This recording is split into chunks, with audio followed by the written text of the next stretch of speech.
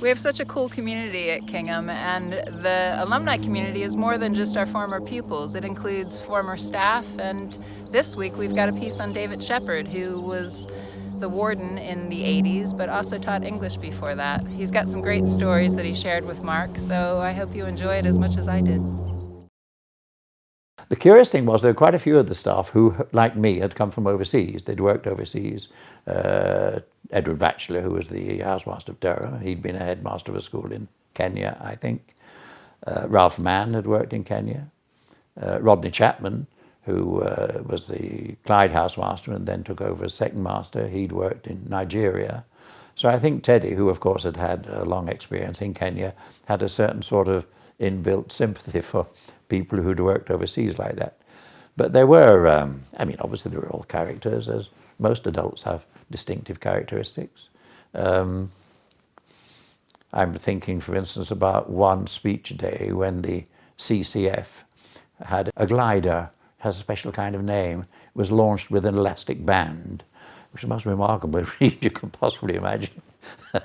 And Jim Williams, who was running the CCF, then said, well, we're going to launch this glider. They launched it on the bottom games field there, and you pulled it back on the elastic band, and a lad sat in there, and then it took off into the air. And he, Jim, in one of his perhaps less receptive moments, allowed the son of one of the staff to go up in this thing too, you see, which made me, looking out of the head's office window, almost have a fit. John Essayne was a colourful man, and his wife Flora, a lovely, lovely lady, they ran Norwich, was even more colourful. They met here, and she, I think, was the school nurse, and he taught biology on the staff. And then they decided to get married, and the story was that he had a free period just before break, so they nipped off, got married, came back after break, carried on teaching, but with suddenly Mr. and Mrs. Essayne. But there's a wonderful story about her having gone to Cheltenham shopping, parked the car in a car park. When it's time to leave, she couldn't get the automatic barrier to open. So looked around, nobody else about, opened the boot of the car, got out a spanner, unfastened the barrier, leant it against the wall, and drove home. Colourful in that sort of way, you know. Who else? Well, of course, Bob Shepton, the chaplain, he was a remarkably colourful man.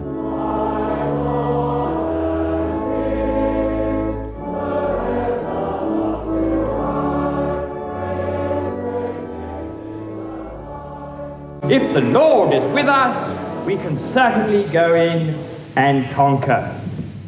Because, of course, he had been in the Marines and was a great outdoor pursuits fellow. Where do we start with him? And, of course, he had a yacht. So he took people sailing initially across the Channel to the Channel Islands.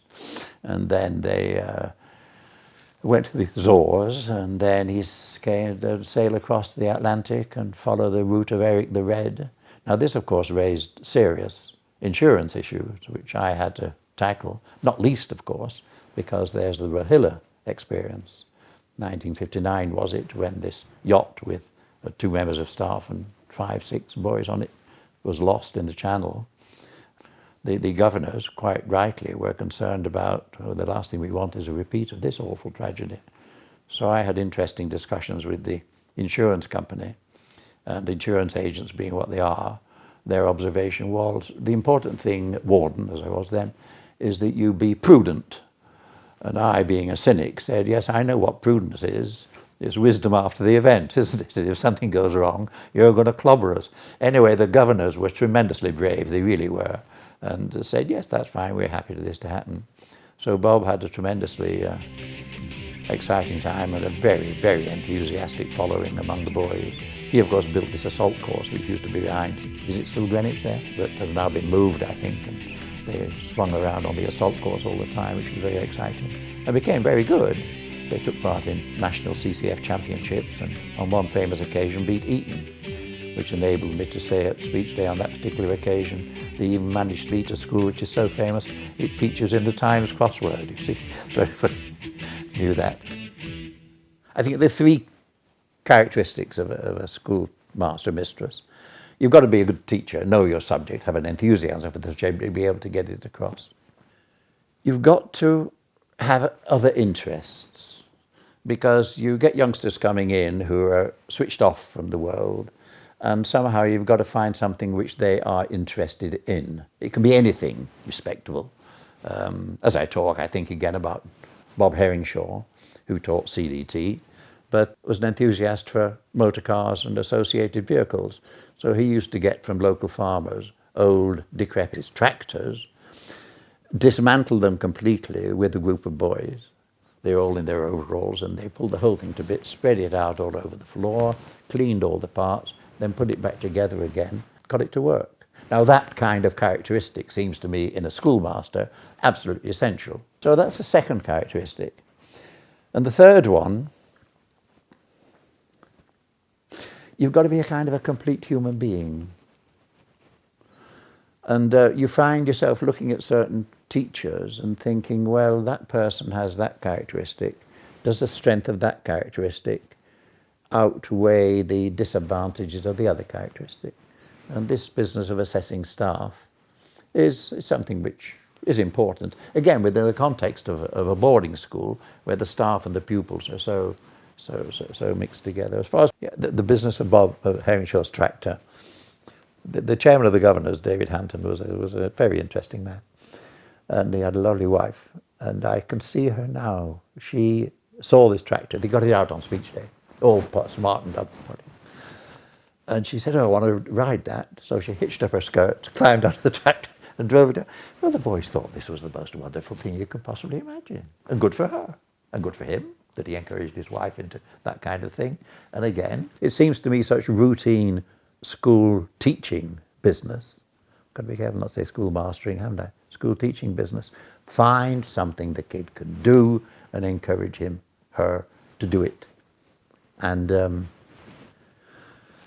it spreads into all sorts of other things, because he identifies himself in terms of, in your case, the football. In Paul, but no, I can't mention his name, the tennis, or the acting, or whatever it was. The great thing about producing plays is it's the most wonderful team activity. You know, it's a cooperative event. There are all sorts of different things going on. The actors and actresses get the fame and the glory, but the lights people and the set building people and the costume people and the backstage people and all these sort of things, it all comes together. And this again seems to me a most wonderful life skill exercise. Working together for a corporate result. I mean, it's a bit pompous that, isn't it, my saying this, but it's it seems to me so self-evidently true.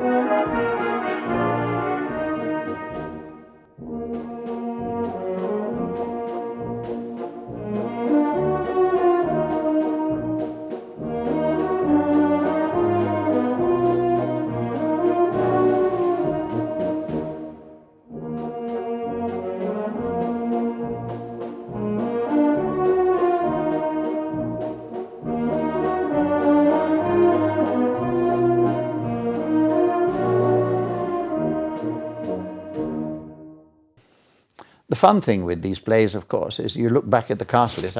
By chance, I have in my pocket the programme for Lumpkin, but also the government inspector, you see. I mean, you look down the list of names, I suppose the most famous one is Andrew Adonis, Lord Adonis of Camden. And I mean, this is a slight distraction, but it's an illustration of the nature of Kingham Hill, that Lord Adonis of Camden is called of Camden because he was in care under Camden Social Services. He spent almost the whole of his childhood up to the age of 11 in a care home, And this is not secret stuff, it features in the books he's written. And then, of course, came to us funded by Campbell. So to see Andrew Adonis playing the part of, I think he's a maid in one of the plays I did, Miss Pumpkin or something, and now he's a very senior peer in the House of Lords, Andrew Adonis, who was incredibly clever. And we all knew he was clever. Clever academically, but really committed, but also had the perceptiveness to realise that he was in a boys' school, and boys' schools can tend to be a bit beefy, you know, the rugby, the cricket, the basketball and whatever. And he is, as anybody who sees him on television will know, he's a somewhat slight build. So he made himself into a very good cross-country runner, which I think is tribute to his... I think of Malcolm Brecht, Air Vice Marshal Malcolm Brecht, who lives just down the road from us now at home. And I was chatting with Malcolm a few weeks ago, and he said, yes, well, Andrew Adonis came to me one day and said, look, Malcolm, I want you to speak in the debating society, the Octagon Society, as we called it then. Is it still the Octagon Society? You don't know. But there was an octagonal-shaped table in the library, and they used to sit around that. So it's called the Octagon Society. And Andrew, according to Malcolm's account, said to him, yes, well, I want you to speak on, and whatever the topic was. And Malcolm said to him, but look, Andrew, I don't believe that. I believe the opposite point of view. All the more reason, said Andrew, to speak on it. But I glanced down the list here, you see. John Cavallo and George Bland, Paul Owens, who went to Keble, where I was. And, of course, my own daughter was in it, and the daughter of the then Warden.